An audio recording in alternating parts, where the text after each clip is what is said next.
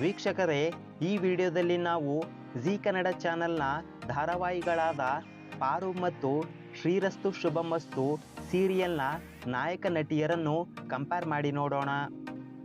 ಪಾರು ಸೀರಿಯಲ್ನ ನಾಯಕ ನಟಿ ಮೋಕ್ಷಿತಾ ಪೈ ಮತ್ತು ಶ್ರೀರಸ್ತು ಶುಭಮಸ್ತು ಸೀರಿಯಲ್ನ ನಟಿ ಸುಧಾರಾಣಿ ಇವರಿಬ್ಬರನ್ನು ಕಂಪೇರ್ ಮಾಡುವ ಮೂಲಕ ಈ ಒಂದು ವಿಡಿಯೋದಲ್ಲಿ ಇವರಿಬ್ಬರ ಬಗ್ಗೆ ಸಂಪೂರ್ಣ ಮಾಹಿತಿ ತಿಳಿದುಕೊಳ್ಳೋಣ.